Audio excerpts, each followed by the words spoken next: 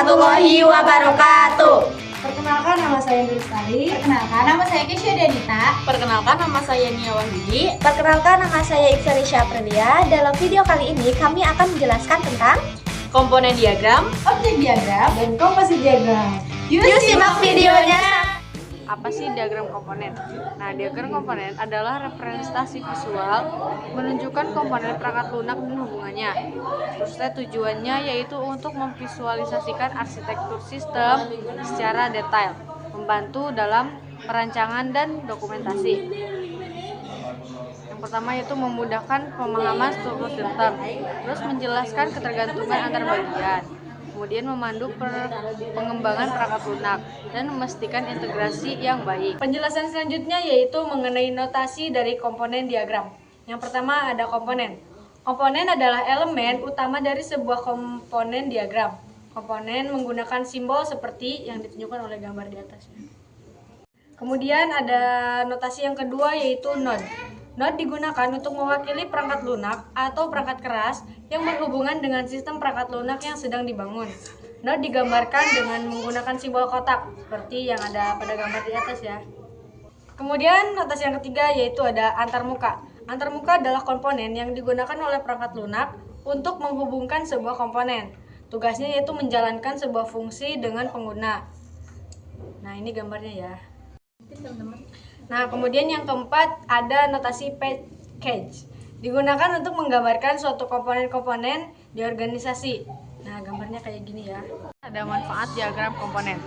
Yang pertama yaitu visualisasi arsitektur, memudahkan pemahaman struktur sistem. Kemudian yang kedua ada integrasi lebih baik, yaitu memastikan komponen bekerja bersama. Yang ketiga ada dokumentasi, menyediakan dokumentasi visual yang jelas.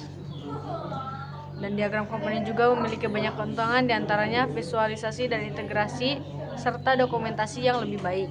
Kemudian ada langkah membuat diagram. Yang pertama identifikasi komponen, tentukan bagian utama dari sistem. Kemudian tentukanlah hubungkan komponen yang relevan. Yang ketiga yaitu verifikasi, pastikan akurat dan lengkap. Membuat diagram memerlukan langkah terstruktur, identifikasi, kemudian tentukan hubungan dan verifikasi untuk hasil yang lebih efektif. Terdapat contoh komponen diagram mengenai manajemen kelas. Menjelaskan bagaimana bagian-bagian sistem atau komponen saling terhubung dan berinteraksi dalam sistem manajemen kelas. Komponen-komponennya yaitu ada siswa, menyediakan informasi data siswa dan status pendaftaran kelas. Kemudian kelas, yaitu menangani informasi mata pelajaran, jadwal dan pengajar. Absensi yaitu mengelola kehadiran siswa tiap pertemuan, dan penilaian yaitu menyimpan dan mengelola nilai tugas dan ujian siswa. Selanjutnya ada basis data, komponen utama yang menyimpan semua data dari sistem, siswa, kelas, absensi, dan nilai. Interaksinya semua komponen berinteraksi ke basis data, siswa berhubungan langsung ke komponen kelas, absensi, dan penilaian. Kesimpulannya yaitu yang pertama ada pemahaman, memudahkan visualisasi, integrasi yaitu memastikan integrasi, dan menyediakan dokumentasi. Setelah kita membahas mengenai diagram komponen, di sini juga saya akan menjelaskan mengenai diagram objek. Nah, apa sih diagram objek? Di sini saya mencantumkan definisi dan tujuannya. Diagram objek menunjukkan snapshot dari objek dan hubungan mereka pada waktu tertentu. Kemudian fokusnya yaitu mencakup objek, atribut, dan link antar objek, bukan kelas atau struktur statis. Kemudian tujuannya menggambarkan instansi nyata untuk membantu pemahaman sistem dan interaksi objek. Nah, kemudian di sini saya akan membahas mengenai notasi dan simbol dalam diagram objek. Yang pertama ada objek, diwakili oleh persegi panjang dengan nama objek dan kelas di bawah garis bawah. Kemudian yang kedua ada atribut, dicantumkan di dalam objek untuk menunjukkan nilai spesifik saat itu. Yang ketiga itu ada link, garis yang menghubungkan objek menggambarkan asosiasi antar instansi.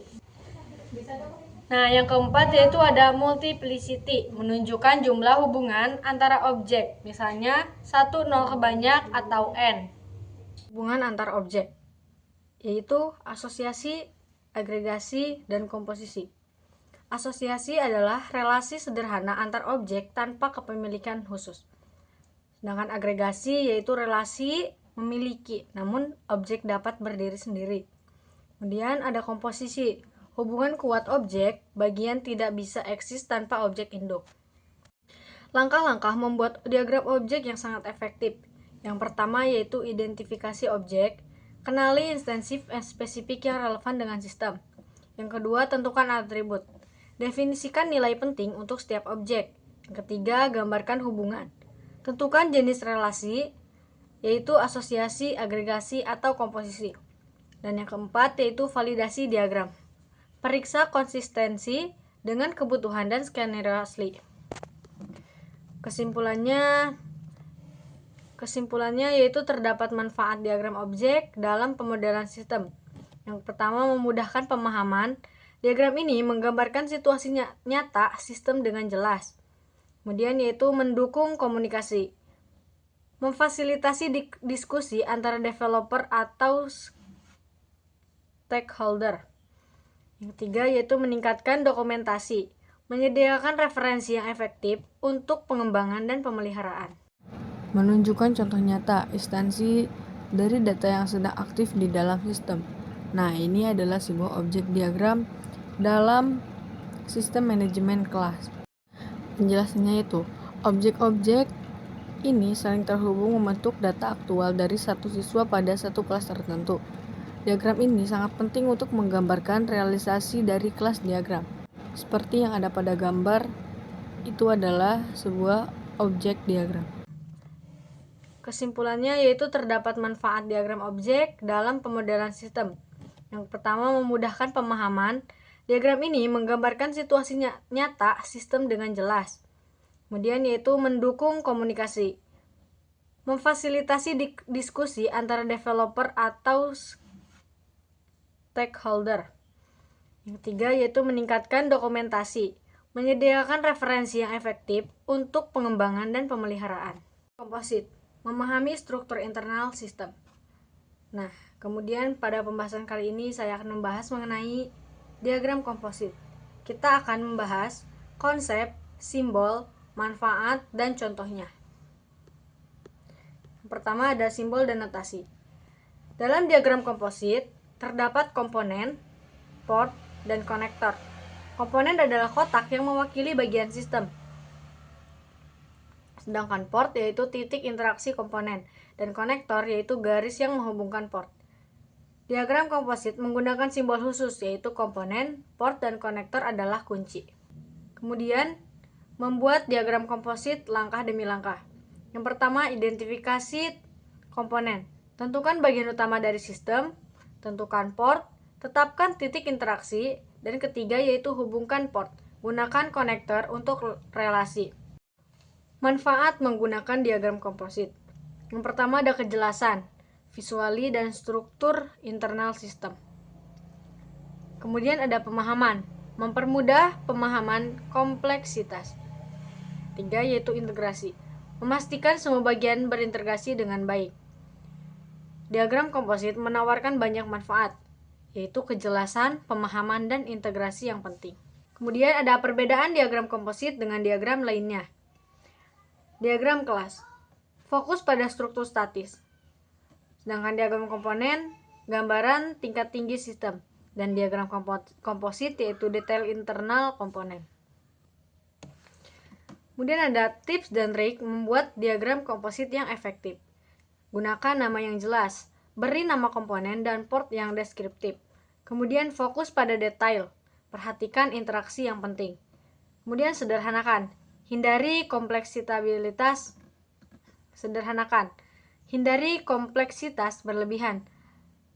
Gunakan nama jelas, fokus pada detail, dan sederhanakan.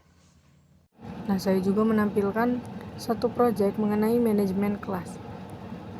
Tujuannya menampilkan struktur internal dari komponen utama atau kelas dan bagaimana bagian-bagian kecil di dalamnya saling bekerja sama. Kelas adalah komponen utama. Di dalam terdapat kelola absensi, yaitu mencatat kehadiran siswa, kelola nilai, mencatat nilai tugas dan ujian, Dan kelola jadwal yaitu mengatur hari dan jam pelajaran.